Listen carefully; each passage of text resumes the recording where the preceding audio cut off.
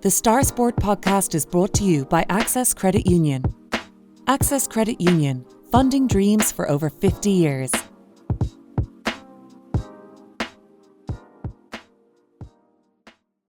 Close your eyes and pull like a dog. And a new Irish record for Phil Healy, 22.99.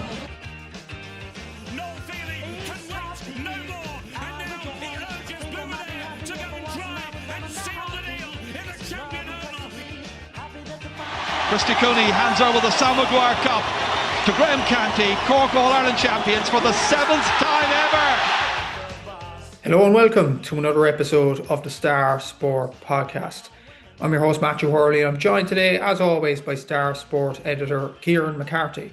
The Star Sport podcast is brought to you in association with our friends at Access Credit Union. Access Credit Union, where your bank really does matter. Choose Credit Union, choose local, choose community. Now on today's show we will be joined by Kilbrittain captain Sliabh Rua after the Black and Amber won the Cork Premier Junior Hurling Championship last Friday evening, beating Glen Rovers 22 points to 2 goals and 15 points. A brilliant win for the West Cork club, definitely in Páirc Uí Chaoimh at the weekend. And I suppose, Kieran, we talk so much in the last few years anyway of the football success stories, the likes of the Castlehavens, the likes of the Newcetowns and things like that in the football. I have to say, in the hurling this year, we have had a lot of success in West Cork, and Kilbrittain are definitely one team. What a win on Friday evening. Yeah, absolutely brilliant win for Kilbrittain. Their first county adult hurling title since 2010. They obviously had heartbreak back in 2021 when they lost the lower intermediate final to Lisgool. So to finally lift the county hurling cup again, I think means an awful lot to Kilbrittain.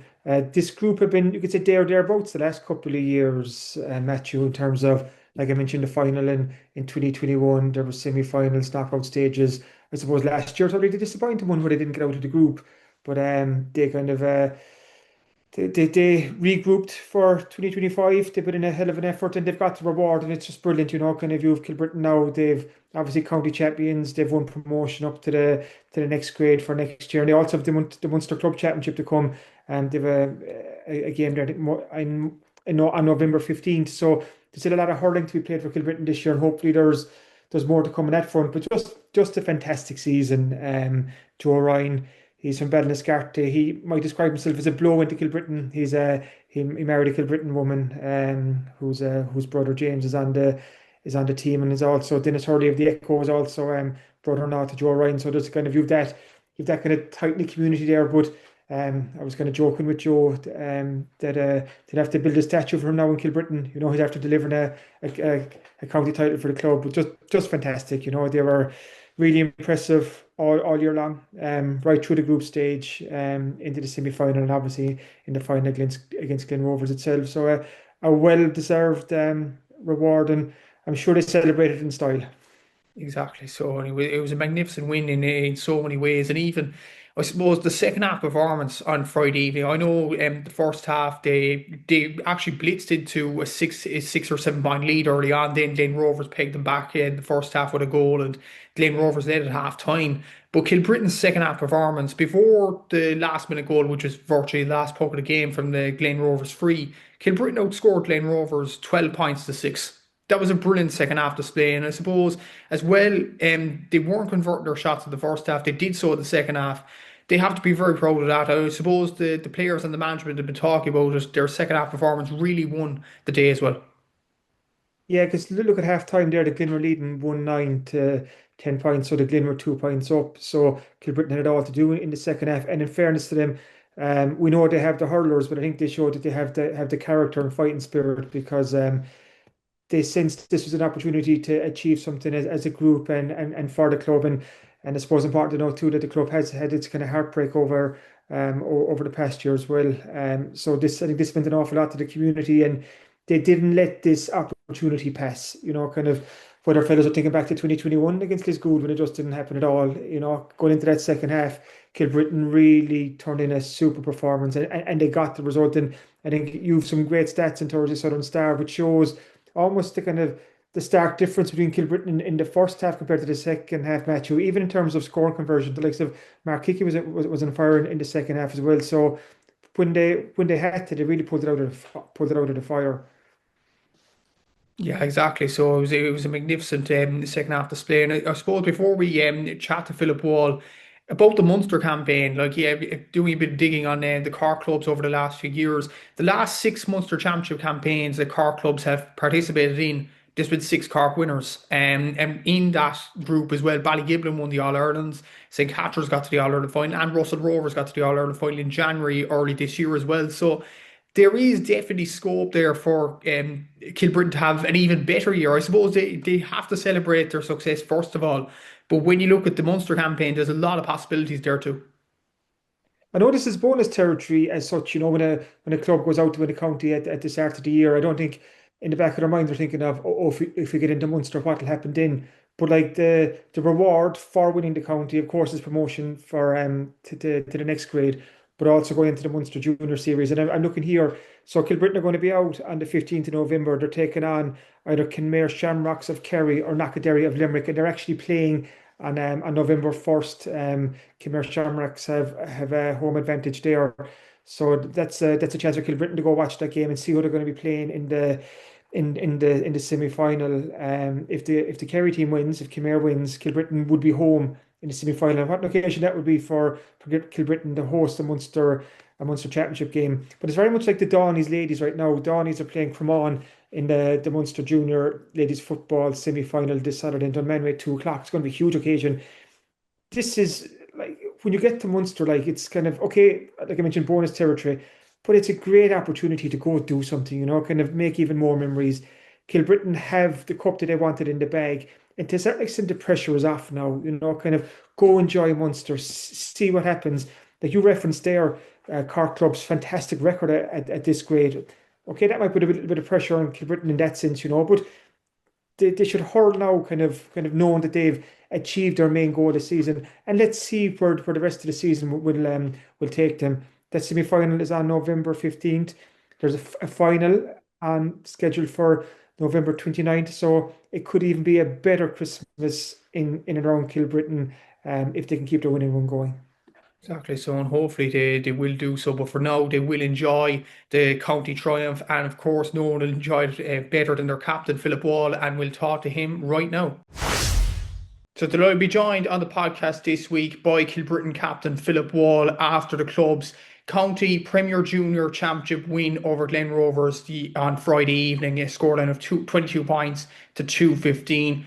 I suppose, Philip, it's a few days after, obviously, the win on Friday night. The community of Kilbrittain, I'd imagine, might be still bouncing, but I don't know, what is it like at the moment? Yeah, bouncing alright is a good way to put it. Yeah, it's unreal. Like, the video you shared on Friday night of the reception we got, it was crazy. Like, it was unbelievable. And then I think on top of that as well, our minors had a brilliant win on Saturday in their county semi-final. So the place is absolutely buzzing. Like, so we have another county final now to look forward to with them. And yeah, it's bouncing is a good word to put it. It's been brilliant. Yeah, bouncing, definitely a good word to put it. I suppose, like winning a junior county title on the Friday evening, and obviously getting to a county final underage as well. Not only is there success in the club on a particular weekend, but it does prove as well that the conveyor belt of talent is coming through in Kilbrittain as well, which is also great to see. No, definitely. Yeah, like all of a sudden, maybe a few years ago we might have felt like we were a small bit older, but all of a sudden, like, you just get, an influx of young players, like like Luke Griffin, Ronan Crowley, like our age profile of the team. Like, I was the oldest forward on Friday night that started, and and you have some really good players coming through to minors as well. So like, it's just like you said, the conveyor belt, and all of a sudden, we're in a good position in terms of that. Anyway, like we've a very young team. I suppose the performance on Friday night, especially the second half performance, he beat Glen Rovers in the second half by 12 points to 1-6, and even before the last bit of goal, which is essentially the last puck of the game for Glen Rovers' goal, it was 12 points to 6. So I suppose as a whole group, you have to be really pleased with the second half performance, particularly in a county final. Yeah. So happy with it. Like, I suppose, especially in terms of like the first 6 minutes or so, I think we hit 6 points on the board straight away. We went up 6-1, and we were just like, we were kind of having a dream start almost.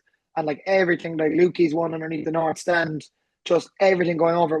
Their keeper made an unreal save on Mark about 15 seconds into the game. So like we were flying there straight away, but we knew that wasn't going to last because, I mean, Glen Rovers are very good, like, and the thing about them as well is they're very clinical, which I think we probably showed. Like there's pros and cons to being so young. We probably showed a small bit of naivety in we weren't as efficient with our shots as Glen Rovers. But, you know, we spoke in the second half and we kind of said that we wanted to get more direct and run at them on the goal rather than, you know, shooting off the back foot kind of, which is what we were doing maybe when the dander was up a small bit. And we were just like, let's try and go. But yeah, to close the game out, you know, this year, you know, last year we didn't win any game in hurling or football championship, and but we had a lot of like late kind of, well, they were draws, but they felt like losses in 3 different games. We were coming into extra time up, and we ended up drawing them. So this year, all right, it was very satisfying in kind of all our games we played. In the hurling, we really dug out the end of the game, especially. Same as the Ballygarvan game the last day. Like, you know, we knew we were 2 points down with 5 minutes to go against Ballygarvan, and you know that was said. Bertie Butler said that at half time, and he was like, "We're 2 points down now, but we have a whole half." So yeah, very, very delighted with that second half performance, and really, really proud of the way the younger lads as well stepped up in the second half. You mentioned as well, like all throughout the hurling championship this year, like I seen you won all 5 of your games in the championship, in the Premier Junior Championship this year, and even you mentioned the football there as well. You didn't lose a game after normal time, obviously against Kilmacabey. It was the extra time defeat in the semi-final, but like it's an incredible year in duel for Kilbrittain, especially in the hurling as well, to win all 5 games and to win the championship. You can't win a championship better than that, really. No, yeah, like we spoke this year about targeting the group stage, all right, especially kind of the first round against Barrow, especially just because those games are so tough and we seem to get Barrow. I would be surprised if we drew them next year again, even though we're not in the we're in a different grade. We play them so often. But yeah, we were targeting the group stage, and we wanted to go in through the front door, especially after we had a good win against Clodove in the second round, and we knew if we beat Nemo the way the other results went in our grade, we'd have the semi-final. So we really wanted to take the kind of direct route to the final, we'll say. And yeah, it was very pleasing. It was very pleasing the way we finished out. And yeah, to win all the 5 games was nice.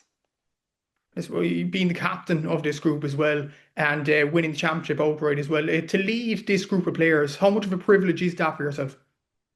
Yeah, it's huge. You know, I said it to the lads. I said it to the lads after it. I said it in Park Cleve, like, you know, I can't even put into words how much them as a group mean to me, in terms of like there's some lads that I've taught, you know, like when I was doing my placement in Hammies and coached, and then there's other lads that, like, when I was 10, when they won in 2010, I was getting lifted up, and because they're friends of my brother, and you know, there's a nice mix of that. So like I said that about, you know, guys who I really looked up to, and also lads who I remember. Like I remember Ronan Crowley when he was a very small kid, and now he's a monster wing forward, throwing over scores. So, yeah, it's an extreme privilege, and we've a very very close knit group this year especially. So it's a real privilege. I suppose that definitely it shows kind of the essence in the GA in itself as well. Of course, winning's absolutely great, but playing GA with lads that you would have known from a young age, I suppose, and even the experienced guys as well, that kind of mix and that blend, like it's absolutely brilliant to be part of like a team like that and community like that. Yeah, absolutely. Like, you know, it's like the saying, what is it, like, it takes a village to raise someone or whatever, but like I don't think there's anything that encapsulates that better than the GA and your local team. Like, it's you know, just the connection that the local, like, the people have to the, you know, I would say every parish's kind of first team, whether that be hurling or football, or in some cases both. But like the kind of main team of the place, you know, even after, like, you know, you win a championship game and you go into you go into the shop, and like people are just in a better mood. Everyone's in a great mood, and like it just, yeah, it means so much to the parish, like you said, about winning. But like the team in general, I would just mean it means a lot to the place. You mentioned there that you've been playing with Kilbrittain, and obviously you're the captain as well. You've been playing for a good few years with Kilbrittain. Would you say this year is the best year you've ever had in Kilbrittain jersey? Oh yeah, definitely. Yeah, Jesus. Like it felt. I don't know. I said it's a. I think I said it in some interview. I was like, it feels like a long time coming, and especially after we lost to the Glen on penalties in 2023, it just really felt like, oh, when we lost on penalties, it's like, oh my God, will we ever get over the line? Like we were losing in every way imaginable, and then so there's it was a real release, I suppose, on Friday more than anything, just because to finally get over the line and to finally get the win. I suppose, yeah, it's because we came close like 2021. We were flying it that year, and we came up against a juggernaut in Lisgool that day, and it's very hard to get back. Like it is so hard to get back to finals. So yeah, it's my favorite year so far anyway. Yeah. And you mentioned like the sense of community, the sense of family as well. Obviously, you have esteemed family at the moment. Obviously, Jamie being your brother, Kate being Mhm. a Carbery team, your Yeah. sister as well. Like it's a great family to be part of, I'd imagine. Yeah. I'll give Ellen, my sister, her dues, who's doing her postdoctorate in Harvard as well. So I think she might be. Um, but yeah, no, with Jamie and Kate, like it's a very kind of you've something to fall back on, and also you've great inspiration in that. Like, I was up at Crow Park earlier on at Kate's game. Like, so I don't think I've ever been as nervous for a game when she came on that day. But like you've great support system to talk to after games, or even to talk to when things aren't going well after games or training's not going well or whatever. Obviously Jamie was involved with us for so long. Um but yeah, they're huge inspirations, and it's the whole family, like, is, my mom and dad and my older sister Ellen, like we're very entrenched in GA. Like Ellen was watching over in Boston, and yeah, so it's like you said, very kind of steeped in GA and very lucky in that sense. You mentioned, well, it has been mentioned over the last few weeks as well, obviously, the tragic loss of Oisín Gallant at the start of the year. Mhm. Obviously, it would have been felt across the club. And obviously, you did say after Friday as well that his memory will live on. He was named as the number 8 of the programme as well. I suppose to do it for his family in many ways as well must have been absolutely special on Friday evening. Oh, it was insane. Yeah, it was insane, especially with it being his birthday. And like we knew that coming in. I think the fixture was announced the week of the Ballygarvan game. Actually, I think was when it was announced that it was going to be on his birthday. So, like, I mean, I know I definitely was, and I know a few other players were very, very nervous for the Ballygarvan game, especially because we were like, oh God, this is on the same night. And then like that on Friday night, it was. It's like, yeah, it's almost like fate. It's crazy. It sounds cliched, but like it was insane. And the strength that his family, his sisters Fanula and Sinead, and his dad Christoph, and his mom Catherine especially. I mean, Catherine sends us messages before the games.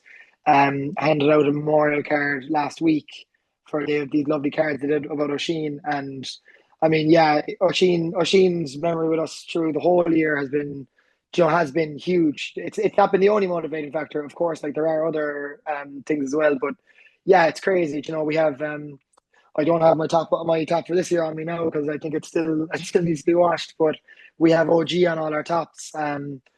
We've, like you said, retired the number 8. Like, it's kind of, we hang it up in our dressing room every single before every game, hurling or football, as a kind of inspiration.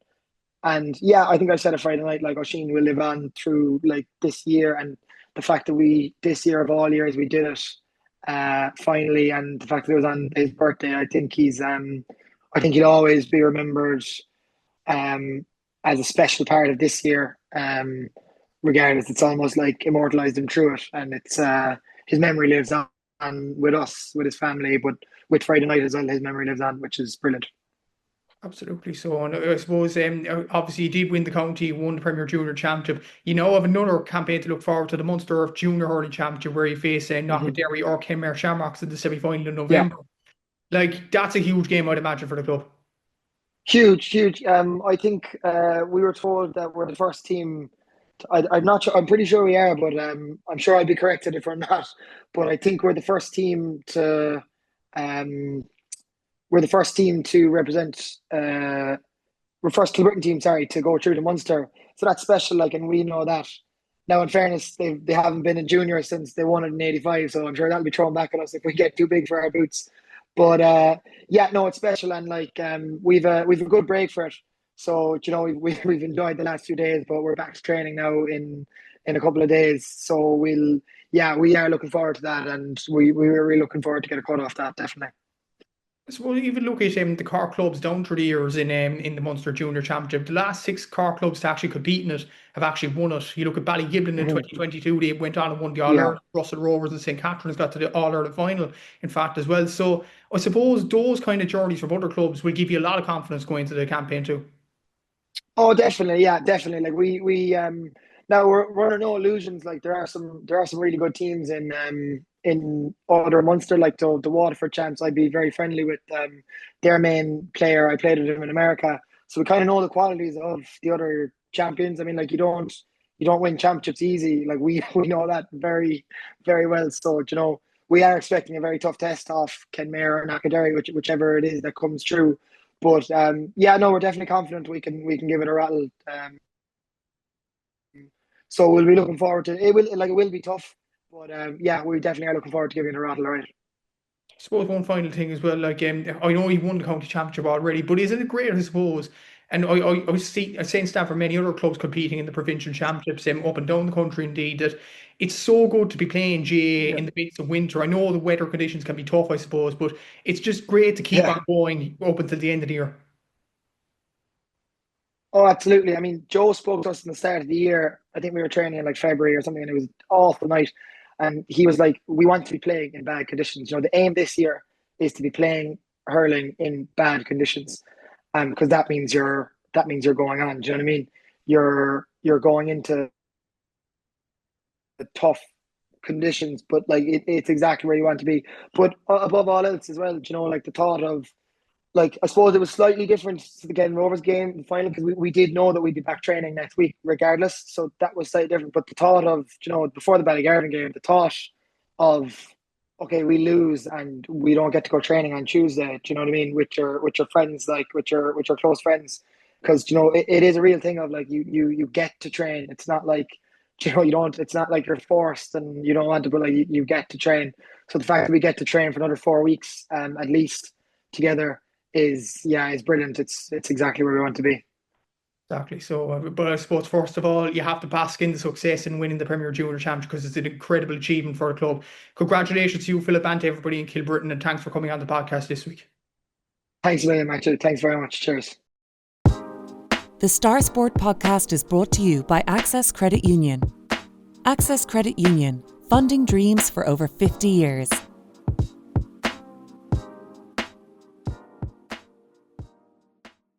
So last weekend, Kilbrittain won the county title, obviously, but another West Cork team were supposed to be involved in the county final. That was Bandon, of course, against Bullock. That game was supposed to take place on last Saturday at 5:30, and then times got moved and things like that. Eventually, the game got postponed because of an orange weather warning on Saturday, as well as Castlelyons and Bright Rovers, the double header there as well. And they have to wait a little while now here in Bandon and Bullock to replay this. I suppose the Bullock footballers, report mentioned, they are playing Eve Lera in a couple of weeks' time as well in their county final in the Premier Intermediate. So they've kind of that to focus on as well. But I suppose it's kind of a shame for Bandon, considering, like, I think the game got officially postponed just after 2:00 on the Saturday. The edited scheduled time was 4:00 on Saturday, so that was under 2 hours before the scheduled throw-in. I suppose it was a shame, but ultimately the right decision. Yeah, Brendan, now I suppose the result of this, Brendan, have to wait now until Sunday, November 9th. So that is a bit into the future. We're talking, what is that, 2 or 3 weeks time at least, for Brendan. So I think there could be up to a month between when the game is scheduled to be played and when it actually will be played. And that's tough for Brendan to try and navigate and manage that time, because, like you mentioned there, Bullock are going to be in action in the football, so they have that to keep the players ticking over, in terms of they could go into the county hurling final off the back of football success, so that momentum could kind of could keep the Mid-Cork team rolling. Whereas for Bandon, for Joe Burke and James Knighton and the management team, like, they now have to plan and plot the next couple of weeks just to keep Bandon sharp. Kind of it's just a shame, like we said, there was an orange weather warning in, and you kind of the weather was meant to be kind of quite wet and windy last Saturday, so the county board rightly erred on the side of caution, put this game back. But it's just the byproduct of that is that Bandon have to wait now. So like I said, how they manage those extra couple of weeks would be key. Exactly so, and we will preview the Bandon game when it does come around in the next few weeks. I suppose back home in the Carbery Junior Hurling Championship, the final winners were Ballinascarthy in the centenary year. Ball beat Kilbree 22 points to 116 in Kilbrittain last Sunday, their first Carbery title in 3 years. It was a fantastic achievement for Ballinascarthy. Obviously, we'll get onto the camogie team, which they won a county title. We'll get onto them in a bit. But firstly, with the main key and winning the hurling title, it's a magnificent achievement for Ball against the Kilbree team that they drew against in the group stage. So it was a great win overall. Yeah, like Bell have been thereabouts the last couple of years in terms of picking up flying irons. Like they've been a really consistent team when it comes to winning the competition, but also getting to the latter stages. So they know what it's all about, and they showed that. Like they were the better team in Kilbrittain on Sunday. You'd Brian O'Donovan. He's a man. So used to headlines at this stage. He got man of the match. He scored 10.6 from frees with Jeremy Ryan, chipped in with 5 points. They knew the Timmy Cullinan and Conal Cullinan with 2 points apiece. So there was a good spread of scorers there. And then Kieran O'Neill, Keane Ryan, Ben Murray. So this is a really good Ball team. They're really experienced. And like I said, Matthew, they know when they get to this stage of the competition what they have to do. They've won finals, they've lost finals, and they get over the line. And I think what's quite special about this final, it's the centenary final. Carbery JAHC is celebrating its centenary year this year. There were specially commissioned medals. There was a real fuss made about this final in Kilbrittain, and it's kind of it's a lovely touch that the final was in Kilbrittain, because if you go back to 1925, Kilbrittain actually won the first ever Southwest Junior A hurling final. So there's a lovely bit of kind of symmetry there. By all accounts, there was a massive crowd there, one of the biggest crowds in a West Cork final in recent times. So Bell came out on top. War 2 for Kilbree. They've been, I think this is just their 4th final ever. So they've been, they've had success in the last decade or so. Like getting to final again. I think it's a great achievement for Kilbree, because the Junior A Hurling Championship here in Carbery is so competitive, with the likes of Mahonas and Clonakilty added into the mix as well. So Kilbree did really well to get this far, and they did hope to kick on next year. But I suppose for Bell now, Matthew, it's trying to make an impact in the county. I think that'll be a real priority for the club in the next couple of weeks. Some very tough teams, obviously, in the county. Obviously, I think Ball are playing Kilshannig in the quarterfinals, and then you have the likes of Ballinor in that competition as well, whoever comes out of Emo Kelly. So it is going to be very tough for Ball, but right now they will bask in the success for the men's team, but also for the camogie team as well, because the Ballinascarthy camogie team are up at the 2nd tier of Cork camogie. They beat Sliabh Rua in the intermediate final 3-7 to 1-9, their 2nd promotion in a row, and Ball are now in the Premier Intermediate grade for next season. What an achievement, Kieran. I suppose they won the Premier Junior last year, and at the first year at intermediate, at the 3rd tier of Cork Camogie, they win it out, and it's a fantastic achievement for Ball as well. And across the whole season, they only lost 1 game, and that was against Sliabh Rua in the group stage by a point. So it's been an absolutely brilliant year for Ballinascarthy overall.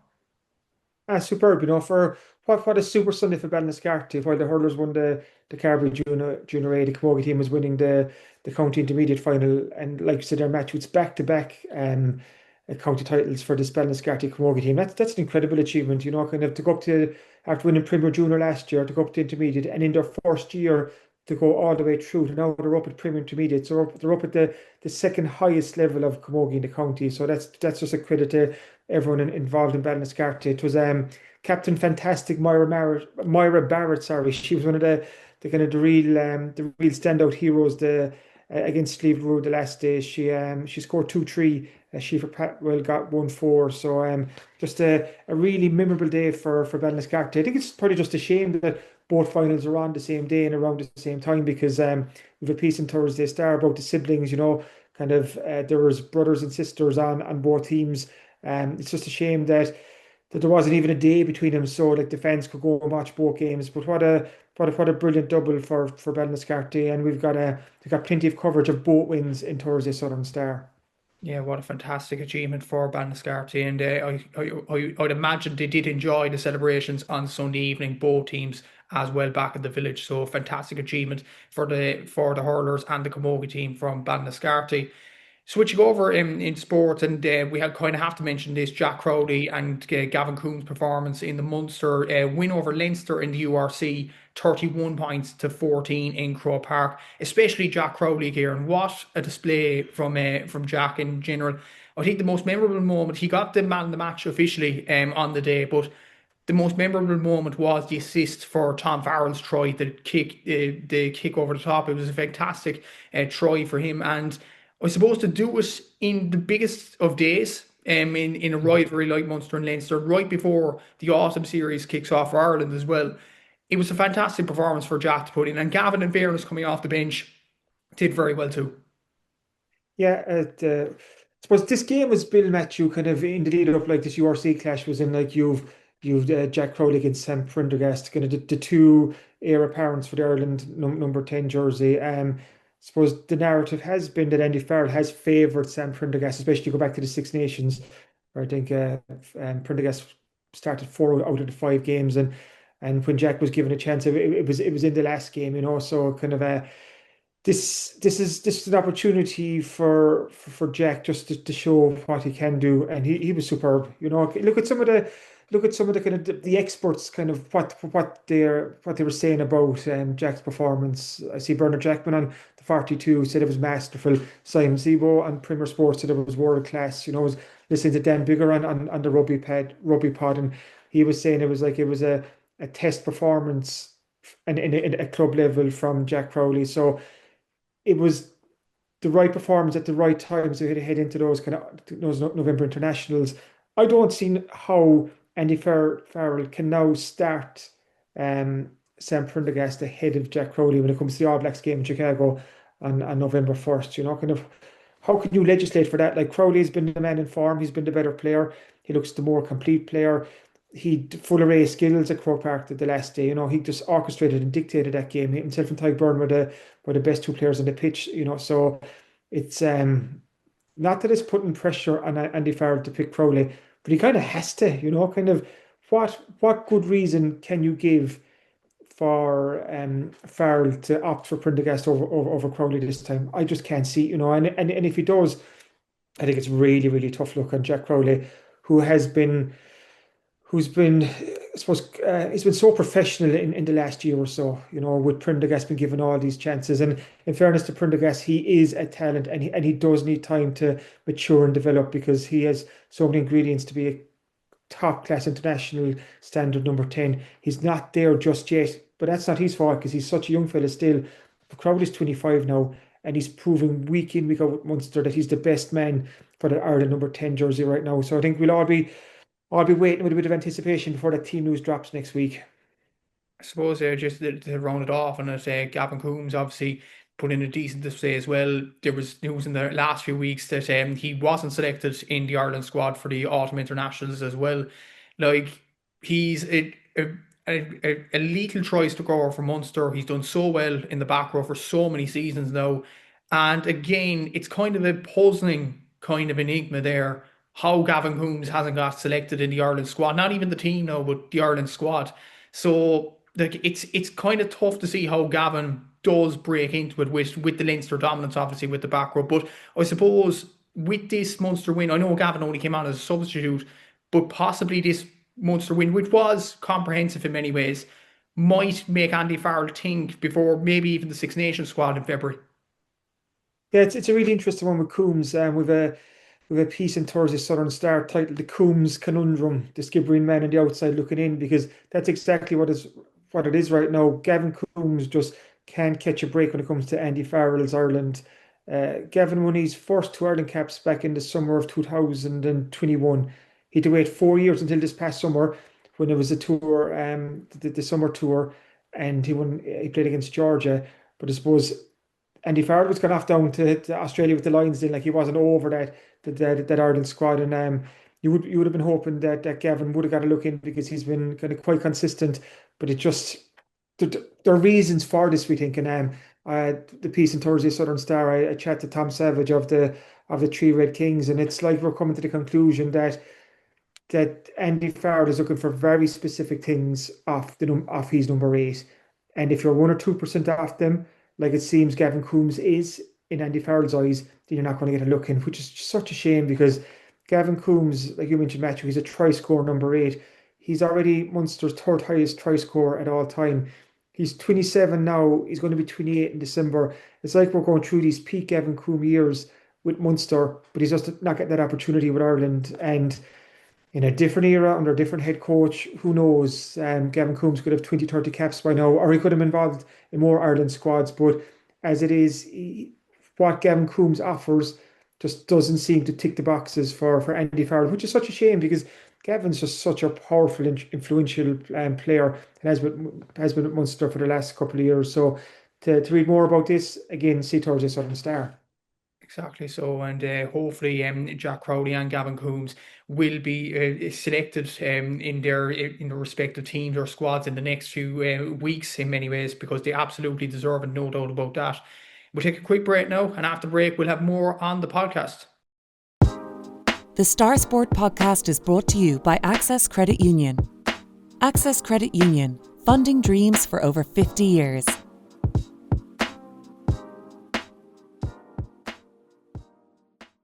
So it is that time of the week again where we look at what's in this Thursday Southern Star. So as usual, Kieran, I know we're edging towards the winter months now, but it's still action packed. Oh yeah, it's still we're still flat out inside in Star HQ in Skibbereen, and you'll see it in this Thursday Southern Star. So it's another 24-pager. There's no sign of things quieting down anytime soon, which is good news for sports fans in West Cork. So for any fans of Kilbrittain hurlers, Ballinascarthy hurlers, Ballinascarthy camogie, Glengarry footballers who won the Premier Junior B football final, Ballinora hurling fans, they won the Mid-Cork Junior A hurling final for the 5th year in a row. You've got to get this Thursday Southern Star, because we've great coverage in all those successes. And we're also looking forward to this weekend as well, because we have the Carbery Junior A football final in Skibbereen when Kilmacabea put their title on the line against St Mary's. And I've chatted to Ian Jennings, the Kilmacabea captain, and I also caught up with Olin Corcoran of St Mary's to get their thoughts ahead of the big game.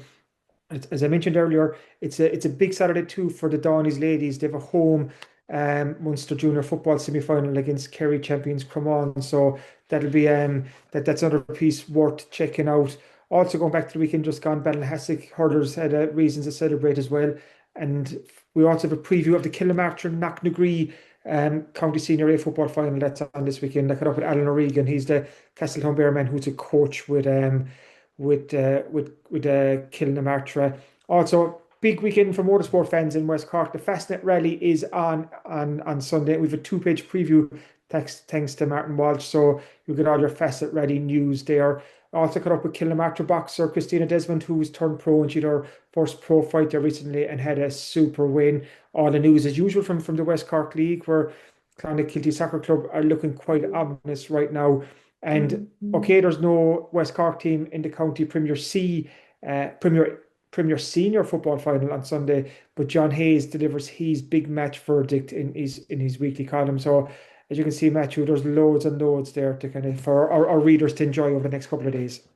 Exactly, so packed as usual. And as well in this week's Southern Star, don't miss your free property West Cork supplement in this week's edition. It features properties currently on the local market, dream homes in West Cork, preparing your house for sale, advice for buyers, and lots more. So pick up the Southern Star for that as well this week. And as usual, if you are further afield or can't make it to the shops, you could subscribe to the Southern Star e-paper and get the Southern Star on your laptop, tablet or phone. Just go to www.southernstar.ie/subscribe, enter your details, and you'll get an exact replica of the newspaper for less than €2 per week. As always, thanks for listening to the Star Sport podcast, and thanks again to our sponsors at Access Credit Union. If you've enjoyed this, please remember to rate, review and subscribe to the podcast wherever you get your podcasts, and we'll be back again next week. Until then, take care.